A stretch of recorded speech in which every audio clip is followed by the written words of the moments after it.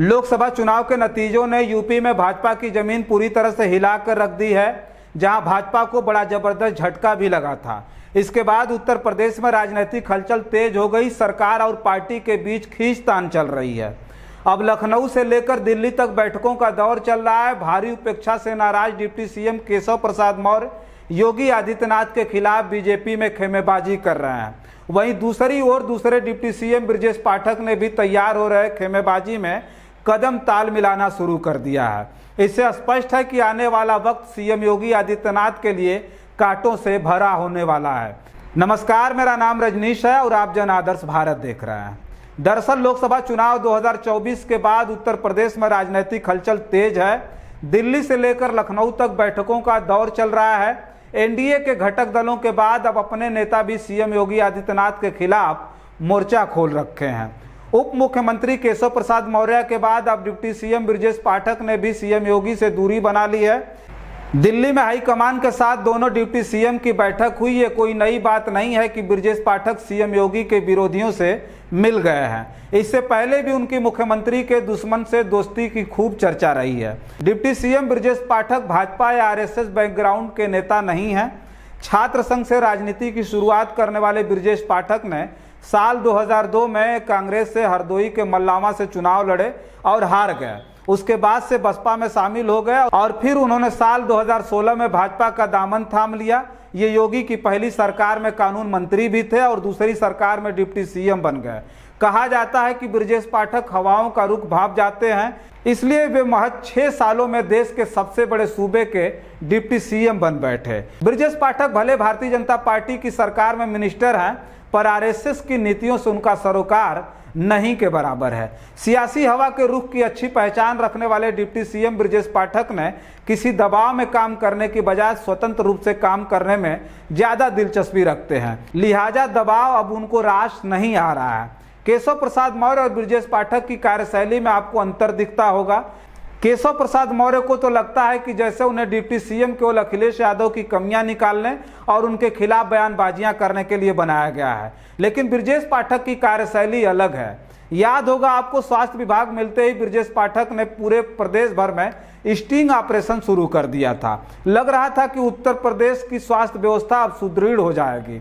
शहर से लेकर ग्रामीण क्षेत्रों के हर छोटे बड़े हॉस्पिटलों में हड़कंप सा मच गया था।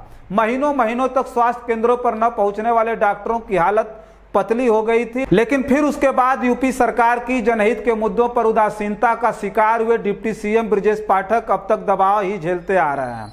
2022 आते आते यूपी बीजेपी की सरकार में हीरो बने ब्रजेश पाठक का अपने विभाग के प्रति तत्परता और यूपी की जनता के लिए समर्पण ही उनके बर्बादी का कारण बनने लगा था। 2024 के लोकसभा चुनाव के दौरान उनकी जनसभाओं में शामिल होने वाली भीड़ भी अब कम होने लगी थी। ब्रजेश पाठक को अपने खुद के व्यक्तिगत विकास को गिनाने के लिए भी शायद ही कुछ बचा था। गिरते सियासी रसूख को लेकर चिंतित ब्रजेश पाठक अब नाराजगी भी जाहिर न करें तो और क्या करें। हालांकि योगी आदित्यनाथ के दुश्मनों से दोस्ती का ब्रजेश पाठक का पुराना वास्ता रहा है। पूर्वी उत्तर प्रदेश के गोरखपुर में ब्राह्मण और ठाकुर की दुश्मनी काफी फेमस रही है। चुल्लू पार माफिया डान और पूर्व मंत्री हरिशंकर तिवारी का गढ़ माना जाता है। एक समय था जब हरिशंकर तिवारी सीएम योगी आदित्यनाथ के कट्टर प्रतिद्वंदी माने जाते थे। सत्ता में आने के बाद योगी की पुलिस ने उनके घर में छापा भी मारा था। डिप्टी सीएम ब्रजेश पाठक हरिशंकर तिवारी के बेटे विनय शंकर तिवारी के करीबी माने जाते थे। कहा जाता है कि जब ब्रजेश पाठक लखनऊ विश्वविद्यालय के उपाध्यक्ष और अध्यक्ष बने थे, तब विनय शंकर तिवारी ने छात्र संघ चुनाव में उनकी बड़ी मदद की थी। छात्र जीवन और फिर राजनीति में दोनों करीबी दोस्त बन गए थे। दोनों नेता एक साथ बसपा में भी शामिल हुए थे। ब्रजेश पाठक साल 2016 में भाजपा में शामिल हुए और विनय शंकर तिवारी ने साल 2021 में सपा का दामन थामा था। ब्रजेश पाठक एक बार फिर डिप्टी सीएम केशव प्रसाद मौर्य की राह पर चल पड़े हैं, जिन्होंने पार्टी की बैठकों में कहा था कि सरकार से बड़ा पार्टी संगठन है। सीएम योगी आदित्यनाथ ने प्रदेश के सभी 18 मंडल जनप्रतिनिधियों के साथ बैठक की, जिनमें दोनों उप मुख्यमंत्री शामिल नहीं हुए। केशव प्रसाद मौर्य के साथ ब्रजेश पाठक भी विधायकों से मुलाकात कर रहे हैं। ऐसे में योगी सरकार में गुटबाजी तेज हो गई है। यूपी बीजेपी में बढ़ रही गुटबाजी अब खुलकर सामने आ रही है। डिप्टी सीएम केशव प्रसाद मौर्य का नाराज होना, फिर दूसरे डिप्टी सीएम ब्रजेश पाठक का सीएम योगी आदित्यनाथ के खिलाफ लामबंदी अब यूपी सरकार के लिए खतरे की घंटी बन गई है।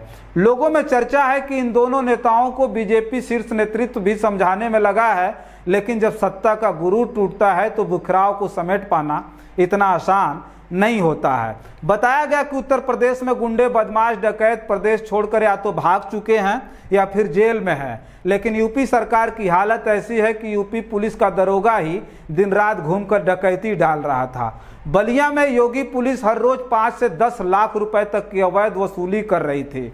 ऐसे हालातों में उत्तर प्रदेश की जीरो टॉलरेंस हो तो प्रकृति ही इसका बेड़ा पार लगाएगी। बस इस वीडियो में इतना ही। बहुत सारी खबरें लेकर के आपके बीच में हाजिर होंगे। खबर हमारी कैसी लगती है कमेंट बॉक्स में लिख करके हमको बताइएगा। बहुत सारी खबरों के लिए बने रहें जन आदर्श भारत के साथ। हमें दें इजाजत। नमस्कार।